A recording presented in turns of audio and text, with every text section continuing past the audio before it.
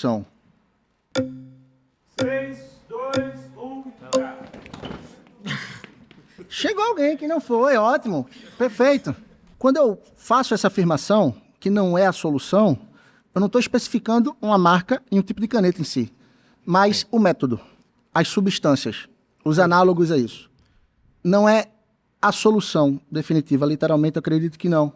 Eu já usei um balão gástrico usando algumas dessas canetas, engordei mais de 40 quilos, ao ponto de ter que tirar o balão.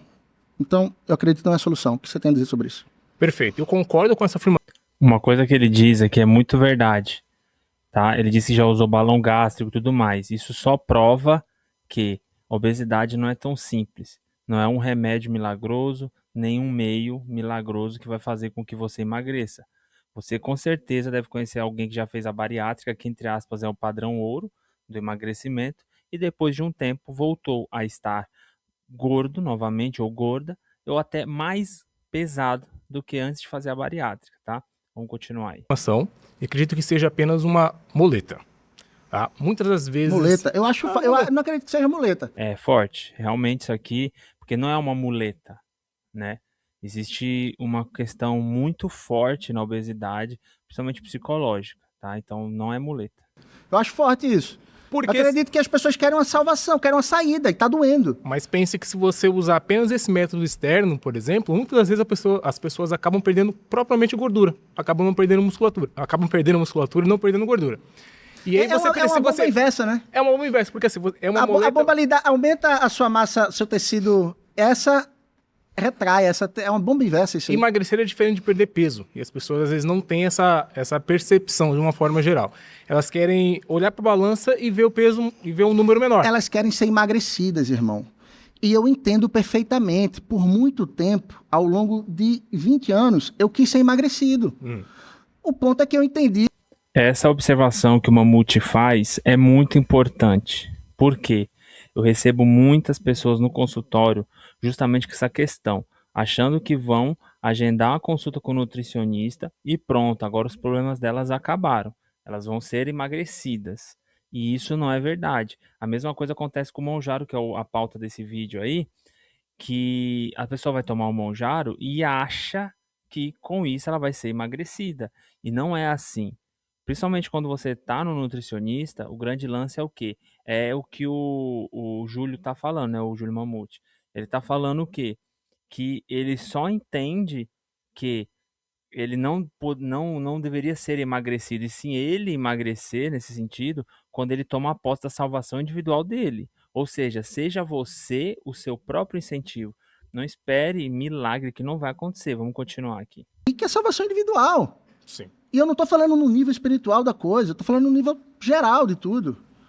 A partir do momento que eu comecei a entender que, depois de eu ter usado, experimentado diversos métodos, inclusive essa que eu acabei de mencionar, eu importei dos Estados Unidos assim que foi lançada lá. Eu não usei apenas, eu já usei essa aí. E eu não sou contra, ao ponto que eu acredito que ajuda a salvar muitas pessoas. Principalmente é um boost, um fôlego para sair da inércia.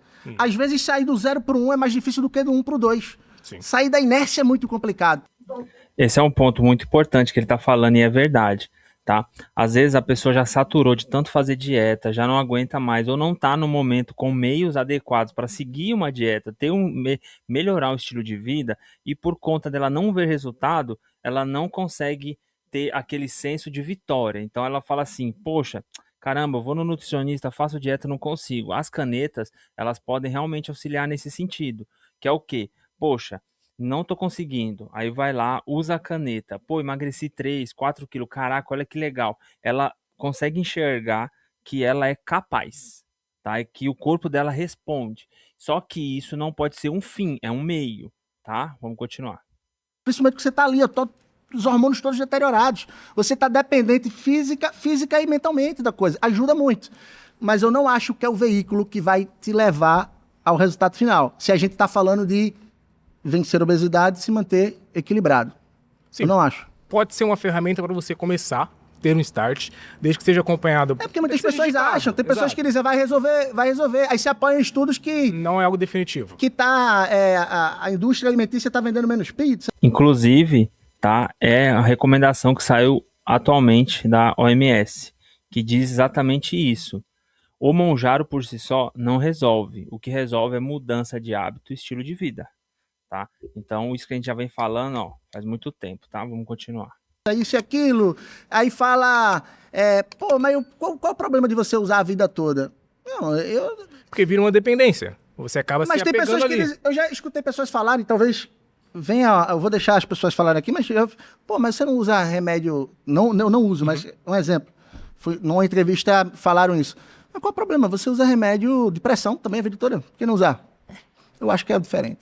Então, mas essa é a questão da diferença da dose. Você pega uma caneta, por exemplo, que não serve para a grande maioria das pessoas, ou deveria servir para as pessoas que estão num grau muito elevado, e é distribuído de forma generalizada, talvez para qualquer pessoa. Uma pessoa que está começando uma obesidade, pessoa na obesidade no grau 1, e da mesma forma que é distribuído para uma pessoa de obesidade grau 3.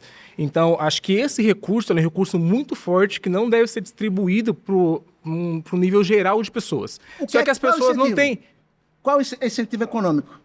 É vender para todo mundo. Sim. As amebas já agem por incentivo. Então vai ser vendido para todo mundo. A modelo top model usa. Sim. Eu já vi um cara shapeado de tanquinho, assim, com biotipo fino, assim, tipo você. Eu vou, na minha frente, pô, já vou tomar minha canetinha aqui, porque eu vou para um resort esse final de semana. Cara, eu tenho alunas que pesam. Tudo bem. Cada um é o seu. Isso é a banalização do tratamento. E a indústria ama isso. A indústria farmacêutica, a indústria do remédio adora, ama, ó. Eles ficam muito felizes quando vocês fazem isso. Ó. Parabéns para quem faz esse tipo de coisa. Tá tudo bem. Eu tenho alunos Mas que não têm- é algo que eu quero viver. Sim, justo. Eu acredito que as pessoas hoje em dia fazem um uso muito errado. Eu tenho alunos que, por exemplo, pesam 70 quilos e usam para não comer no final de semana. Então, assim, eu acho que essa visão é muito distorcida. Você consegue garantir... É algo novo, correto? Sim. A ciência já nos provou que quando se lança coisas, Precisa disso tudo. principalmente quando ela tem um incentivo econômico muito grande por trás, e ninguém pode negar isso, ela vai, obviamente, se disseminar, mas a ciência nos mostra que, às vezes, determinada substância, vacina, qualquer coisa, leva anos e anos e anos para se descobrir determinadas consequências. Bom, isso é fato, tá? No entanto, a gente tem que levar em consideração que a tirzepatida, né, os análogos de GLP-1 não é algo totalmente novo, tanto que a patente cai esse ano ou já caiu, tá? Então, o que acontece? E a patente para cair são 20 anos, então já faz um tempo que está tendo estudo, não é uma coisa nova. A princípio, realmente é uma droga segura. A grande preocupação, que eu ainda não vi estudos demonstrando isso ou experimentando isso, é a inibição da produção desses hormônios. Então vamos lá, vamos dar um exemplo aqui, tá? Quando a gente usa qualquer tipo de hormônio em demasia, o nosso corpo entende que você já está produzindo, ou seja, já está com a quantidade adequada desse hormônio na sua corrente sanguínea e não produz. Ao ponto de que, a depender do nível do uso, isso é inibido, ou seja, para-se de produzir. Exemplo, homem que usa excesso de testosterona.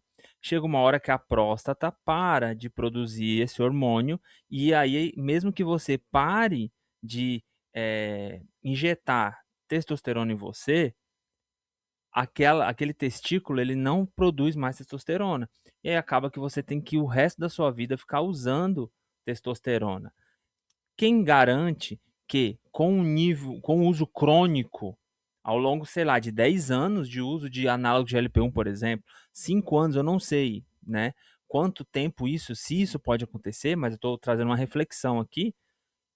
Esses hormônios, que são os hormônios da saciedade, esse tipo de coisa, não vão ser inibidos. E aí o seu corpo não produz mais. Seu corpo não produzindo mais, você vai ficar refém de um remédio pro resto da vida. Se isso acontecer, a indústria farmacêutica deu um cheque mate lindo em todos que estão utilizando. Se não acontecer, ótimo, que bom. No entanto, é o seguinte, eu não sou contra a medicação, mas quando a esmola é grande, o santo desconfia.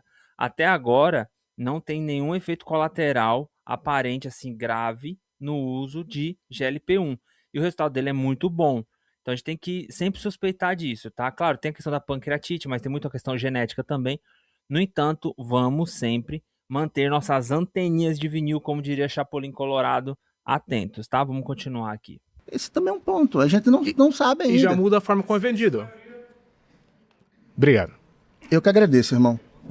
Bom, encerrou, mas é isso, tá? A mensagem que fica é: o Monjaro, a princípio, é seguro o uso, desde que seja um uso consciente e sempre atentos a nunca, nunca, nunca, nunca é normal ser refém de um remédio o resto da vida.